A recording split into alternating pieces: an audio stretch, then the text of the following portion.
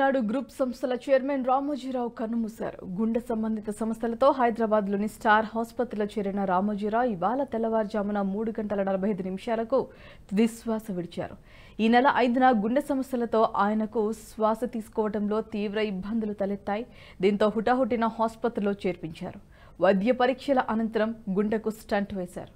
అనంతరం ఐసీయూలో చికిత్స అందించారు. పరిస్థితి విషమించడంతో చికిత్స పొందుతూ తెల్లవారుజామున వారు మృతి చెందారు.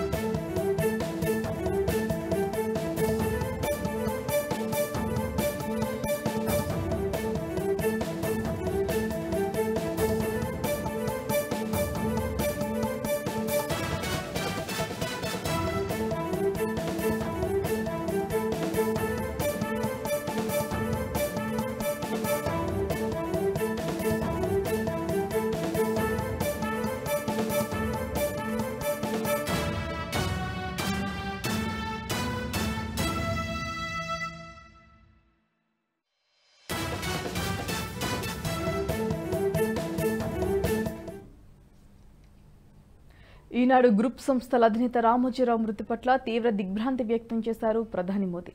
తెల్లవారుజామున రామోజీరావు మృతి చెందారన్న వార్త తనకు దిగ్భ్రాంతి కలిగించిందన్నారు.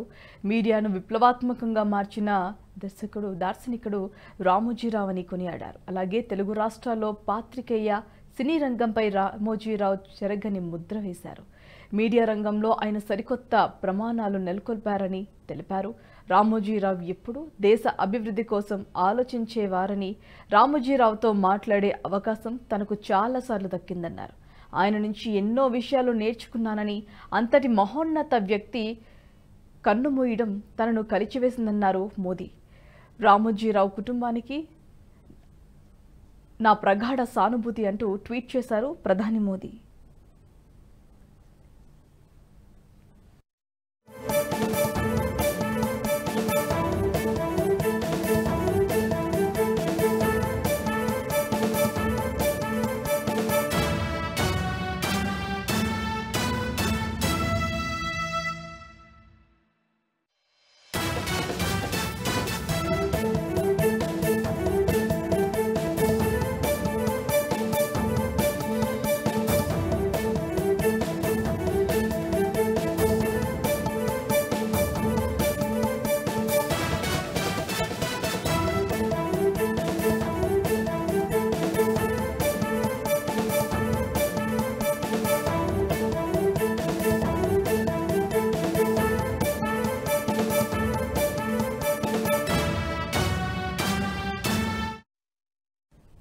ఈ వీడియో మీకు నచ్చినట్టయితే లైక్ చేయండి, 10 మందికి షేర్ చేయండి. అలాగే కామెంట్ల రూపంలో మీ అభిప్రాయాలను మాతో పంచుకోండి. Nationalist hub group of channels ను సబ్స్క్రైబ్ చేసుకుని తెలుగునాట జాతీయవాద జర్నలిజాన్ని ప్రోత్సహించండి. ఈ వీడియో కింద ఉన్న బెల్ ఐకాన్ పై క్లిక్ చేయడం మర్చిపోవద్దు.